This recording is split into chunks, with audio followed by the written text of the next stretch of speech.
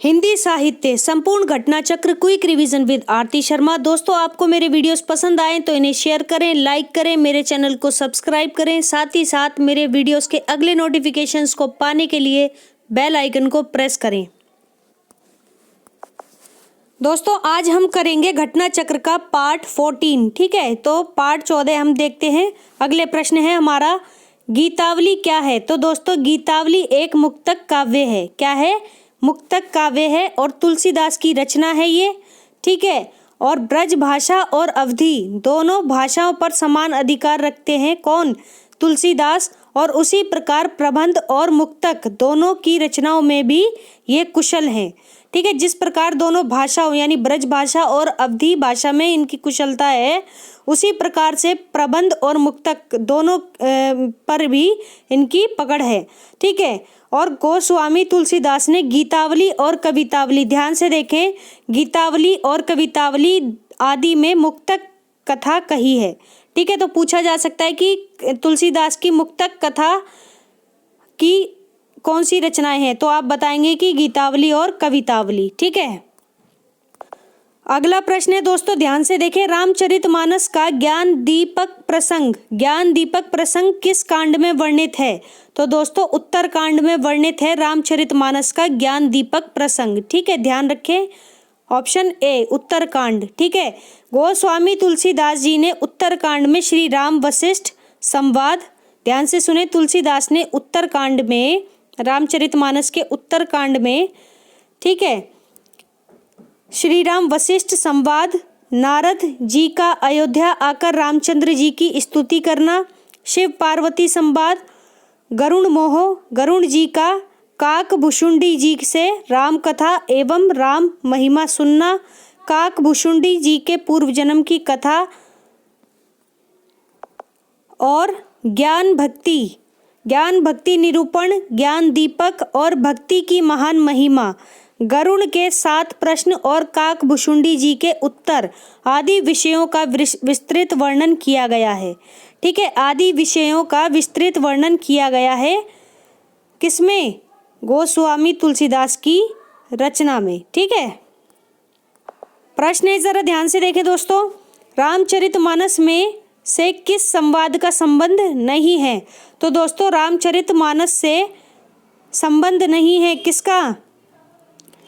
तो यहाँ पर उत्तर ही नहीं दिया गया है। ठीक है, तो शिव पार्वती संवाद, याज्ञवल्क्य के भारद्वाज संवाद, काकभुषुंडी गरुण संवाद, राम सीता संवाद। तो दोस्तों, रामचरितमानस का संबंध विकल्प में दिए गए सभी संवादों से है।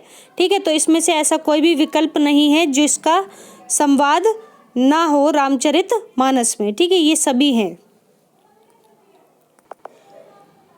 अगला प्रश्न है दोस्तों, ध्यान से देखें, नीचे 2 वाक्य दिए गए हैं। कौन कौन से वाक्य दिए गए हैं?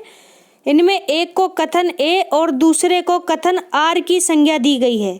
ठीक है, तो यहाँ पर 2 वाक्य हैं, देखते हैं, ए और आर यानी कथन और कारण। ध्यान से देखें, प्रश्न आता है एग्जाम में। ठीक है, इसी तरह का, राम काव्य का प्रतिपाद्य विषयक धार्मिक और भक्ति प्रधान है।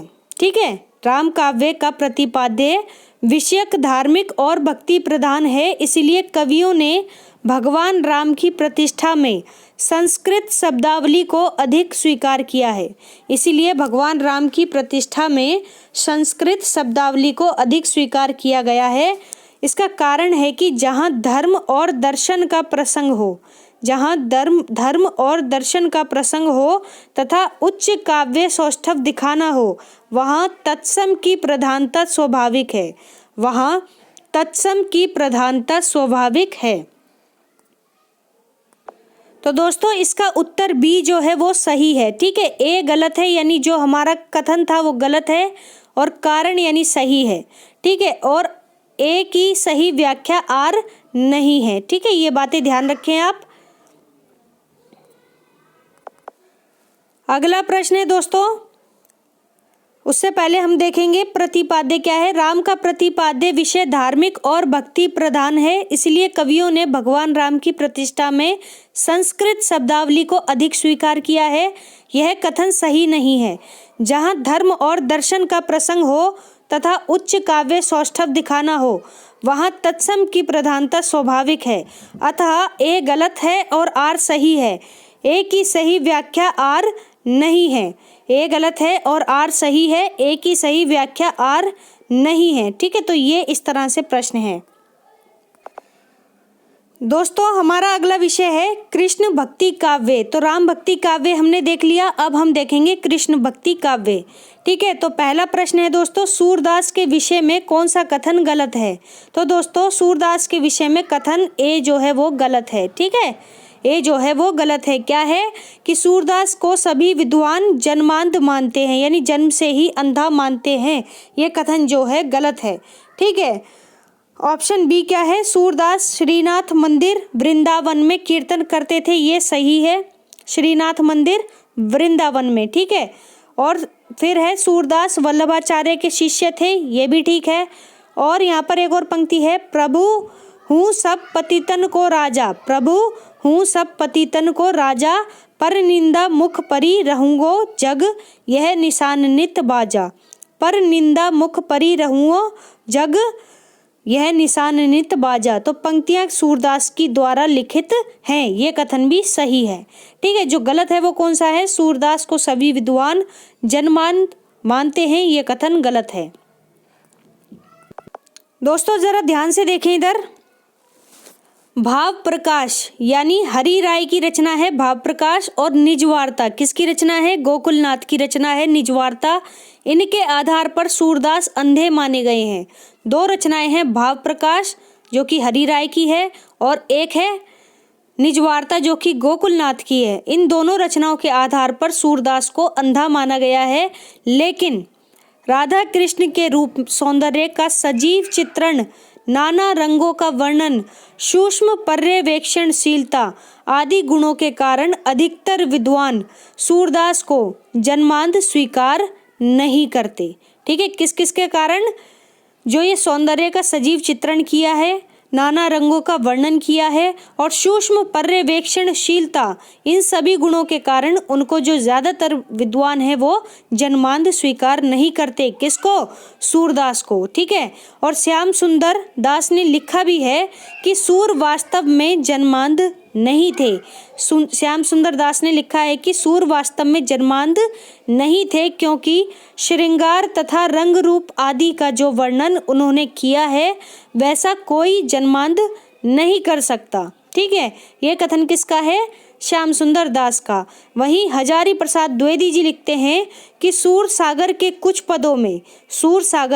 पदों में यह ध्वनि अवश्य निकलती है कि सूरदास अपने को जन्म का अंधा और कर्म का अभागी कहते हैं।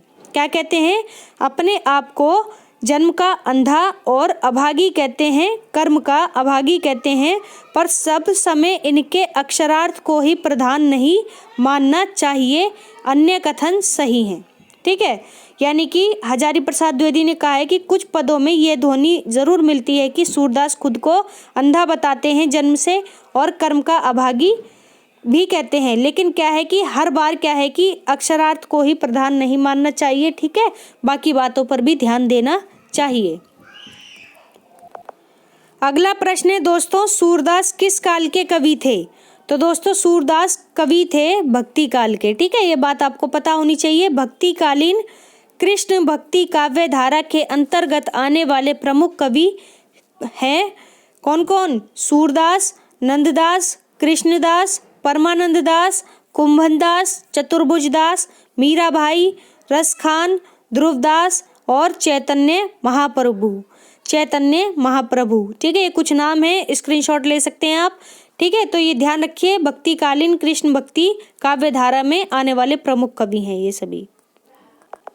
अगला प्रश्न है दोस्तों, सूरदास कौन सी धारा के प्रतिनिधि कवि हैं। तो दोस्तों सूरदास कृष्ण काव्य धारा के प्रतिनिधि कवि हैं।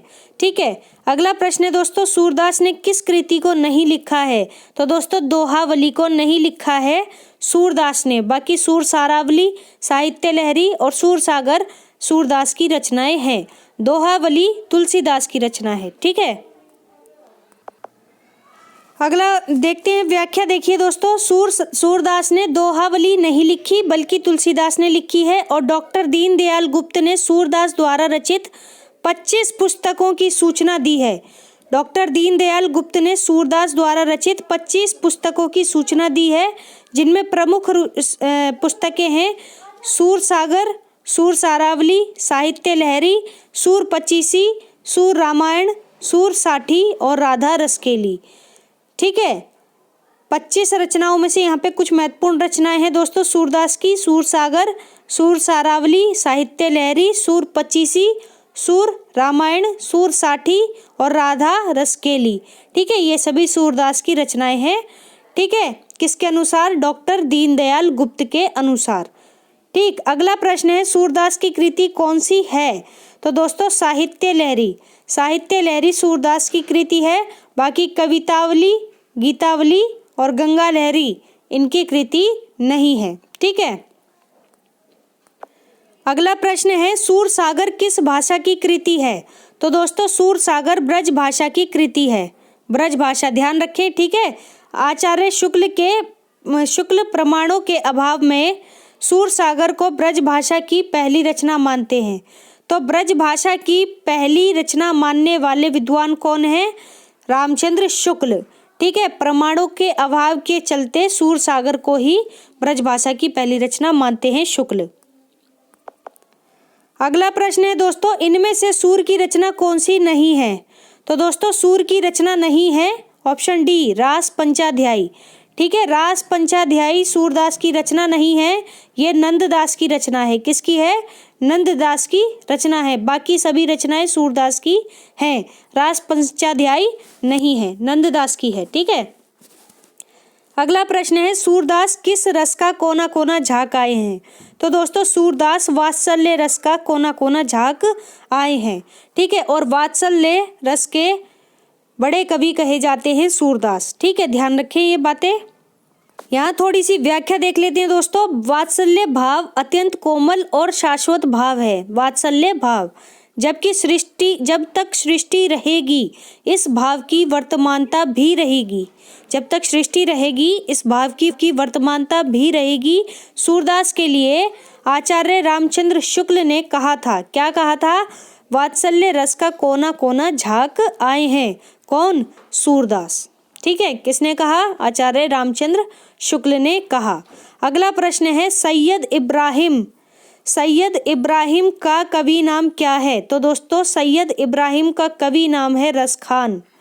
ठीक है, रसखान का कवि नाम है सैयद इब्राहिम वास्तविक नाम है किसका? रसखान का। और रसखान कवि नाम है किसका? सैयद इब्राहिम का। ठीक है, ध्यान से देखें दोस्तों, वास्तविक नाम रसखान का वास्तविक नाम सैयद इब्राहिम था। प्रमुख रचनाएं हैं सुजान रसखान, प्रेम वाटिका आदि। रसखान का वृतांत 200 वैष्णवन की वार्ता में मिलता है। किस में मिलता है? रसखान का वृतांत 252 वैष्णवन की वार्ता में मिलता है। 252 वैष्णवन की वार्ता में। ठीक है, और उससे पता चलता है कि लौकिक प्रेम से कृष्ण प्रेम की ओर उन्मुख हुए थे। ठीक है, लौकिक प्रेम से कृष्ण प्रेम की ओर उन्मुख हुए थे। कौन? रसखान। इनकी प्रसिद्ध कृति प्रेम वाटिका कौन सी है? प्रेम वाटिका है, जिसका रचना काल क्या है? 1614 ईस्वी। 1614 ईस्वी में लिखी गई थी प्रेम वाटिका और ये रसखान की रचना है। ये गोसाई विट्ठलनाथ के शिष्य थे। किसके शिष्य थे? गोसाई विट्ठलनाथ के शिष्य थे। ठीक है, रसखान ध्यान रखें, गोसाई विट्ठलनाथ के शिष्य। पूछा भी जा सकता है कि रसखान के गुरु कौन थे, तब आप बताएंगे गोसाई विट्ठलनाथ। ठीक है, रसखान को सवैया छंद सिद्ध था।